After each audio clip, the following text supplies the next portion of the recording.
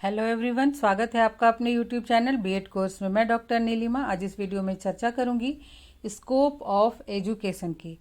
अगर आप बीएड के सिलेबस को हिंदी में समझना चाहते हैं या फिर उसके नोट्स के वीडियो चाहते हैं तो डिस्क्रिप्शन बॉक्स में लिंक दिया हुआ है, आप वहां जाकर देख सकते हैं।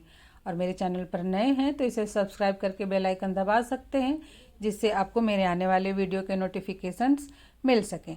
तो शुरू करते हैं। स्कोप ऑफ एजुकेशन, शिक्षा का क्षेत्र या शिक्षा के अध्ययन क्षेत्र। तो सबसे पहले हम थोड़ा सा इंट्रोडक्शन देखते हैं। तो शिक्षा को कहा जाता है कि शिक्षा के द्वारा मनुष्य में ज्ञान एवं कौशल का विकास किया जाता है। और जब हम शिक्षा के क्षेत्र की या उसके अध्ययन क्षेत्र की बात करते हैं तो इससे हमारा तात्पर्य होता है शिक्षा शास्त्र के अध्ययन क्षेत्र से। और जो शिक्षा शास्त्र है उसका अपना अध्ययन क्षेत्र है। और इसमें अब जो शिक्षा है इसको इंटरमीडिएट और बीए, बीकॉम, एमए और बीएड, एमएड के स्तर पर भी एक स्वतंत्र विषय के रूप में पढ़ाया जा रहा है।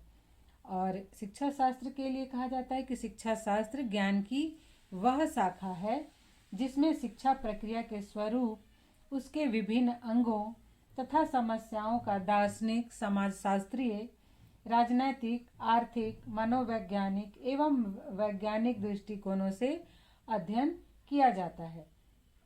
शिक्षा शास्त्र के अध्ययन क्षेत्र को एवं उसके विषय वस्तु को हम कुछ निम्नलिखित भागों में बांटकर देखेंगे। सबसे पहले है एजुकेशनल फिलॉसफी, शिक्षा दर्शन। तो दर्शन का अर्थ होता है देखना या फिर दृष्टिकोण।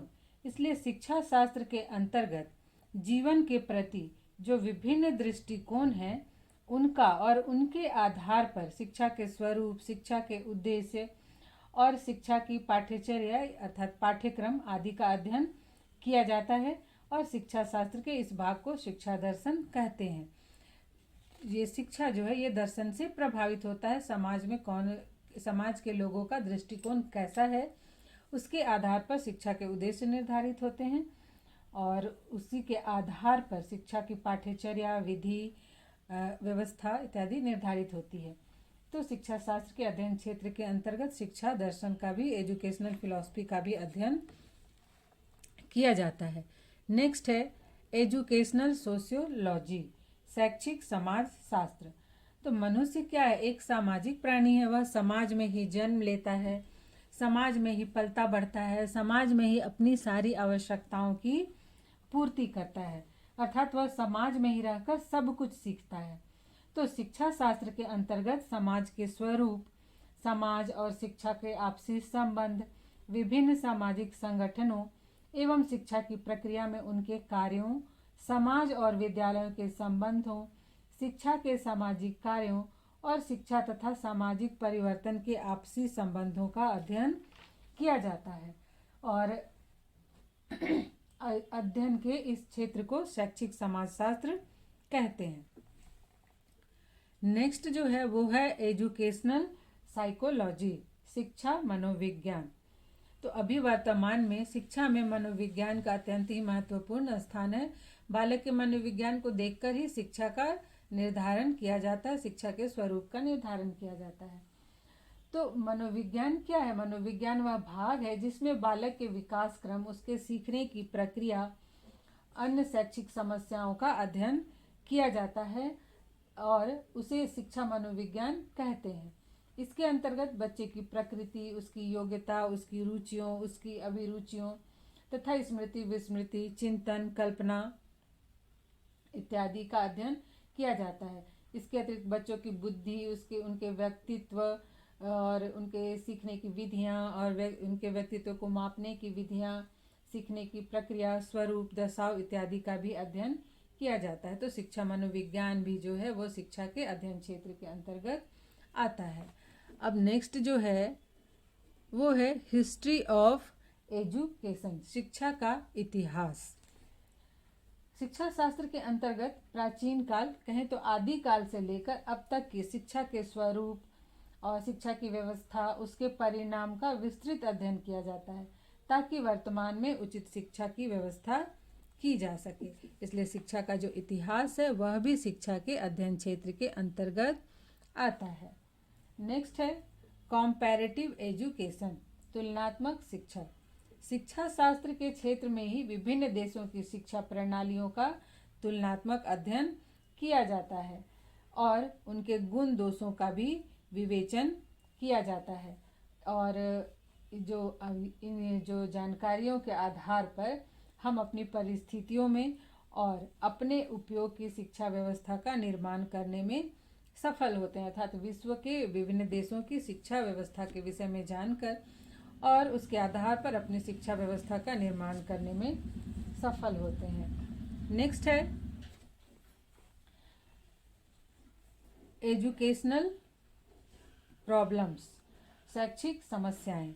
इसके अंतर्गत हमारे देश की वर्तमान शैक्षिक समस्याओं पर विचार किया जाता है और उनके समाधान के तरीके ढूंढे जाते हैं, जैसे शिक्षा की समान सुविधाएं उपलब्ध कराना, शिक्षा का व्यावसायीकरण और शिक्षा का राष्ट्रीयकरण करना इत्यादि। अब इसके बाद जो शिक्षा के क्षेत्र के अंतर्गत आता है वो है एजुकेशनल एडमिनिस्ट्रेशन एंड ऑर्गेनाइजेशन, अर्थात शैक्षिक प्रशासन एवं संगठन। तो शिक्षा का प्रशासन विभिन्न स्तरों पर किस प्रकार होता है, किस तरह की शिक्षा व्यवस्था कैसे की जाती है, उसके जो खर्च होते हैं उसका कैसे निवारण होता है, उसका प्रबंधन कैसे किया जाता है, ये सब शिक्षा शास्त्र के क्षेत्र के अंतर्गत आते हैं।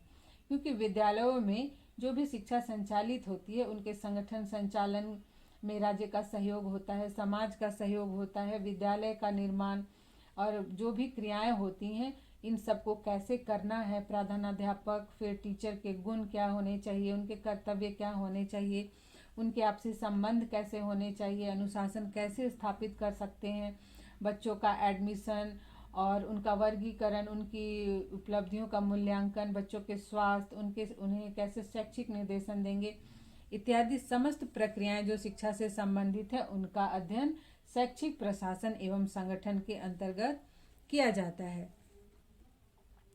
नेक्स्ट है art and technology in teaching, शिक्षण कला एवं तकनीकी।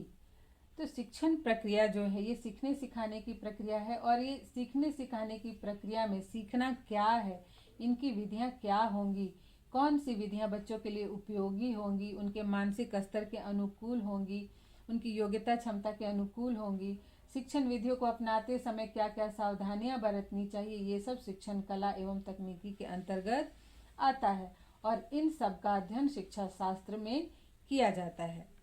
और लास्ट जो पॉइंट है स्पेसिफिक स्कोप ऑफ स्टडी, जैसे शिक्षा शास्त्र के क्षेत्र के अंतर्गत नए नए विषयों का भी विकास हो रहा है, जैसे शिशु शिक्षा, बाल शिक्षा, प्रौढ़ शिक्षा, स्त्री शिक्षा, व्यावसायिक शिक्षा, तकनीकी शिक्षा, शिक्षक शिक्षा, शैक्षिक तकनीकी, मापन मूल्यांकन इत्यादि। तो ये जो शिक्षा के विशिष्ट क्षेत्र हैं उनका भी अध्ययन शिक्षा शास्त्र के क्षेत्र के अंतर्गत ही किया जाता है। इसका स्वरूप क्या होगा, इसका पाठ्यक्रम कैसे क्या होगा, इनका प्रशासन और प्रबंधन कैसे होगा, इनकी जो समस्याएं हैं इस शिक्षा में उससे कैसे दूर किया जाएगा, किन किन की सहायता ली जाएगी इत्यादि सभी विषयों के विषय में अध्ययन किया जाता है।